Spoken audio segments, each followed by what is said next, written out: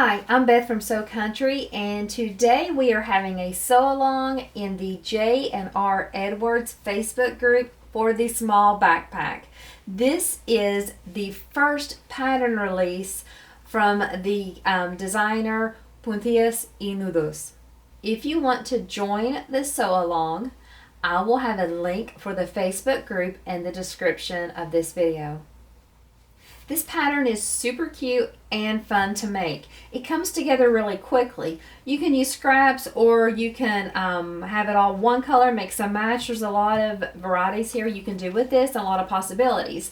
A lot of people are using it for things like candy or their keys or for money or even chapstick, medicines, whatever you want. I'm actually going to put a wristlet on mine and I'll show you how to do that.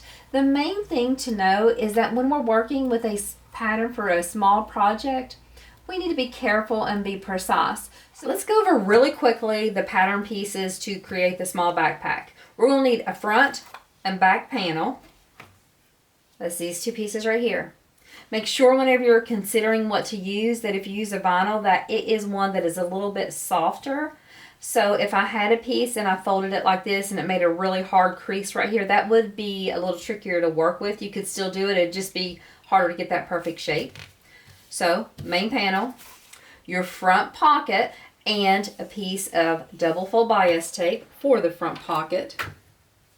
That is this right here, and I just have my bias tape clipped on there. Your gusset will be this piece here at the bottom, and it'll be either for a size number 3 zipper or a size number 5 zipper. Choose one, whichever zipper you prefer to use. 2 zipper panels and your zipper tape. Now I went ahead and have one attached there. You can see that my zipper tape is longer than my panel. As long as it's at least even or a little bit longer, it's okay. I'll just trim it off at the end. The other things I'll need is I'll need a couple extra pieces of bias tape for my straps and my keyring holder here. I'll also need some bias tape for the binding at the end. This backpack is finished with binding inside. You don't have to, but it does have that. It does look nicer when you have it finished. So here is for my 2 straps, and here is for my keyring. Here is some extra for the binding at the end. So let's go ahead and get started with step number 1, which is going to be going ahead and starting just a top stitch on our front pocket. So what I did was I just slid my front pocket right in to that double fold bias tape. You can see it's clipped on both sides, and then I'm just going to top stitch 1/8 of an inch away. I'll also go ahead and top stitch my key ring and my 2 straps and go ahead and get these 3 pieces taken care of.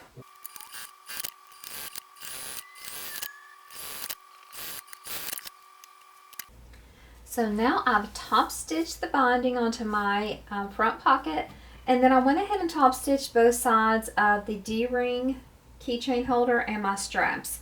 So let's go ahead and put this all together. I'm going to take my front pocket and I'm just going to clip it right here to the bottom of my front main panel.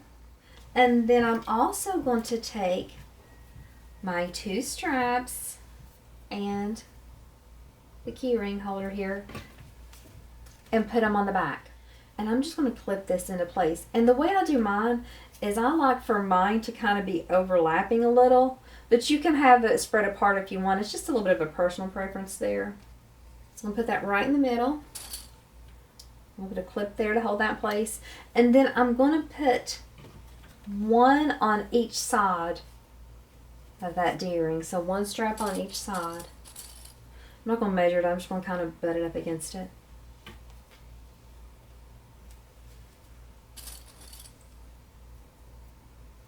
And then I'm going to take the bottom of that,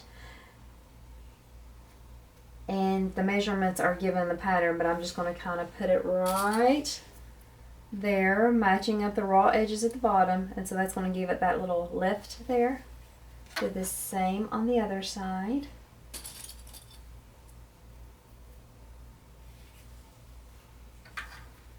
Now what I'm going to do is I'm going to baste the top here, and I'm going to baste the bottom and secure these pieces in place.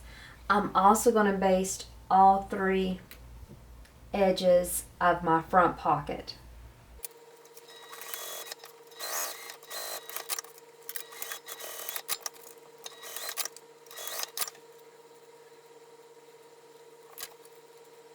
Okay, I've got these, the front and the back main panel finished, and so now what I'm going to do is I'm going to work on my zipper and the gusset.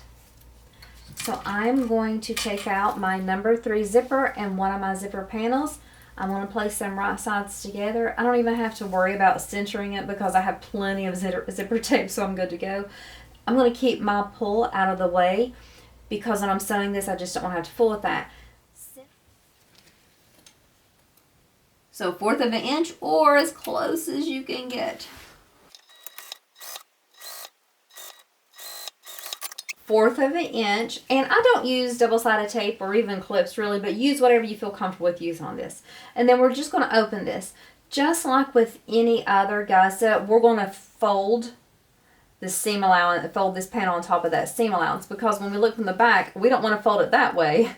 We want to fold it this way so that zipper will be able to open freely. And what I'm going to do is I'm just going to open it, press it with my fingers, and then I'm just going to top stitch 1/8 of an inch away from that folded edge. I'm going to repeat for the other side, but what I'm going to make sure I do on this one is I am going to make for sure that I line up this other panel exactly with this one.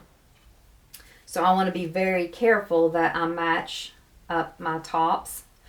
Okay, again, 1/4 of an inch seam allowance.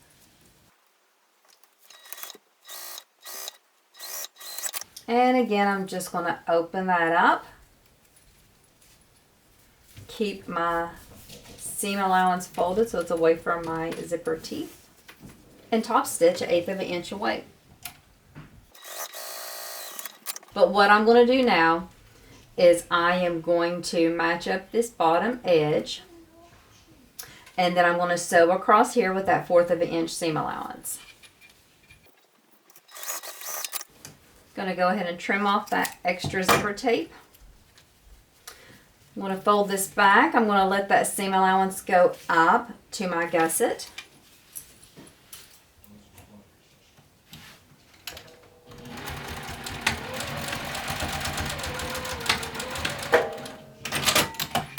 And I just top stitch 1/8 of an inch away on that folded edge. Now for this part, I'm going to make sure that I pull that zipper pull down, and then I'll just bring that bottom gusset over to the top of the zipper panel. And if you want, if that's bothering you, you can even baste your teeth closed, but I'm not going to worry about that. And so I'm just going to pull them up so the edges match, and I'll do another 1/4 of an inch seam allowance. Trim off the rest of that tape. Pop that open, push that seam to the gusset again, and top stitch one more time 1/8 of an inch away from that folded edge.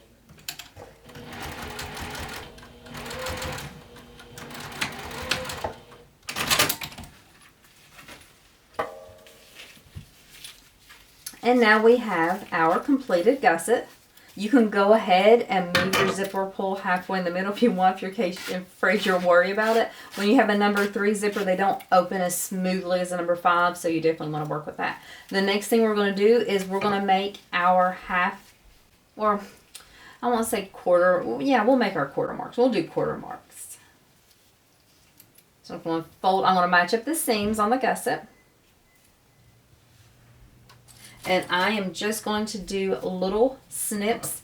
Your seam allowance is 1/4 of an inch, so as long as you do snips within 1/4 of an inch, inside that 1/4 of an inch, you're not going to have any trouble with it coming through in your final stitches. I'm going to do that on the top and the bottom. And now I'm going to make those same marks on both of my main panels. So I'll fold it this way and get those marks. Okay. So I'm going to make those clips in the front and back main panel, and then we'll clip it all together. So what I did was I clipped the 2 marks I made at the top and the 2 marks I made at the bottom. Of course, your zipper is going to open at the top. And then once I got those 2 marks clipped, I started clipping around the sides and across the bottom. I did not clip my corners yet. I wanted to show you how I do that.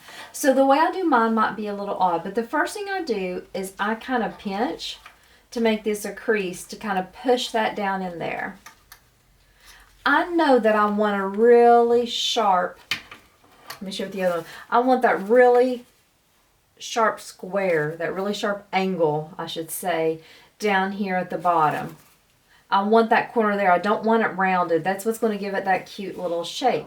I pinch and I push that bottom in there to where it fits almost perfectly. You can just see that little points there. And I'm going to clip right there on both sides of that. But when I'm sewing, when I come to this point, I don't want to sew over that and have that big pucker. So whenever I come to this point and after I sew my 1/4 inch and I get to right about here, I'm going to use my stiletto and I'm going to then flatten that center out so I can get a little bit closer to this edge, and then I will pivot and come down the other way. It's kind of hard to explain, and my camera view will not be able to get it close enough, and then do the same for this side. So there is my clips on each side of that crease. Going to clip right there, make that really sharp, and clip there. Okay, so that's what it looks like right now, and then I'm going to sew all around. I'm going to start sewing on a straight side, 1/4 inch seam allowance, but I'll be using my stiletto. I'll be making sure I'm keeping everything in line, because when you're sewing something this small, each stitch is really important. It's really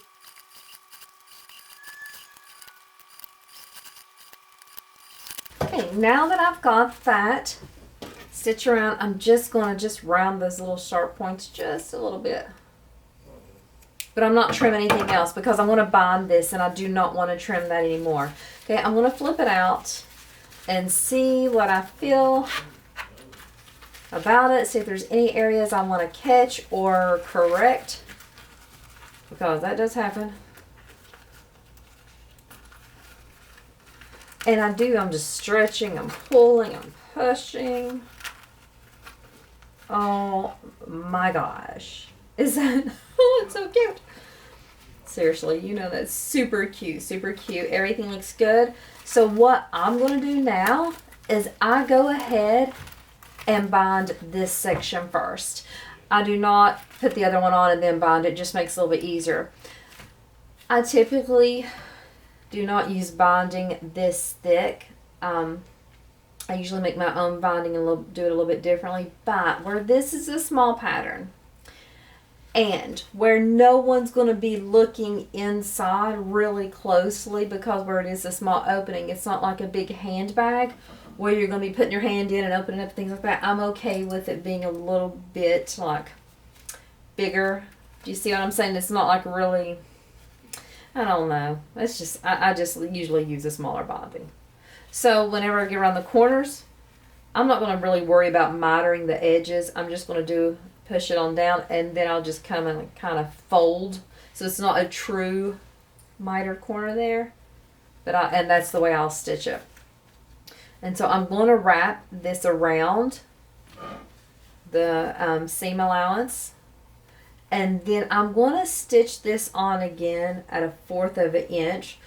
If you are nervous that you're going to mess up your previous stitches that you just did and you're afraid it'll affect the shape of it, then just go ahead and do yours at a scant 1/4 inch, so just a little bit shy of that 1/4 inch, so you don't have to worry about affecting anything if that is a concern of yours. Let me flip that. The way I finish my binding is I'll just fold the raw edges under and then just lay the rest of it down, and it'll just overlap. Okay, I'm going to sew around this. with 1/4 inch seam allowance. And then we'll repeat the same process for the other side, and then we'll be done. So now that we've got the binding on the first side, we're going to go ahead and make sure our zipper is open, and we're going to attach the back. I already made my clip marks or my center marks, and I'm going to go ahead and do this the same way as I did the other one. The bottom and the top first, and then I'm going to ease the clips around, but not clipping those corners yet. I will save that part for last. Once again, I'm going to push that gusset to that sharp edge and push my main panel down so that's almost completely flush there. It almost always fits perfectly when I do it this way if I have a sharp turn on a gusset. Okay, so like I did on the first one, I'm going to sew 1/4 inch seam allowance all the way around. When I get to this curve or this pivot area, I will sew up until that crease, and then I'll use my stiletto to kind of push it down in the center, push down that crease in the center and flatten it out, and then I will pivot and go around on the other side.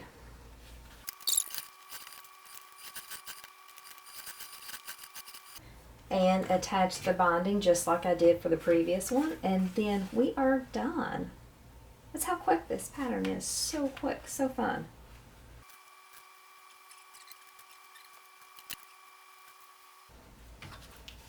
Okay, got the binding on that last side, and so we're going to go ahead and stitch around. You can do, like I said, 1/4 inch or a scant 1/4 inch if you're worried about that catching too close to your real seam allowance. Now that we have our binding attached, we are just going to flip it out. You will need to push out your seams and straighten everything up.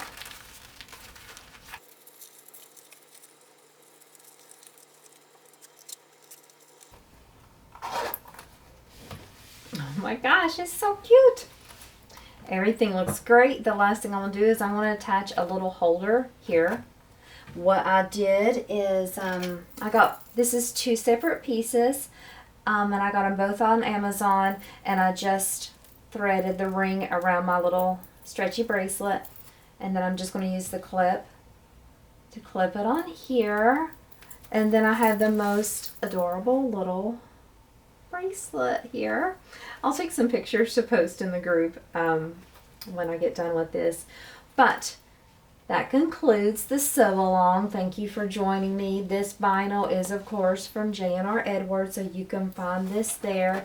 And if you want to, if you're just bored, you can watch the end of this video for some non-sewing content, but it might be amusing depending on how you're feeling today.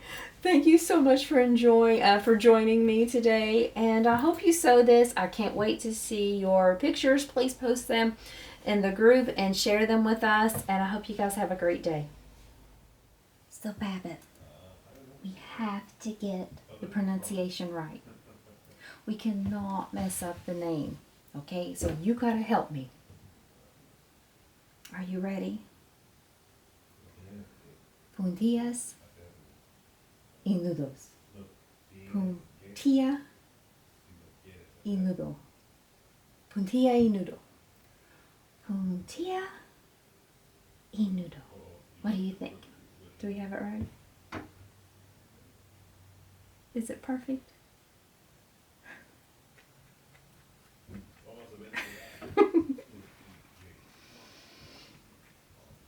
The rabbit agrees.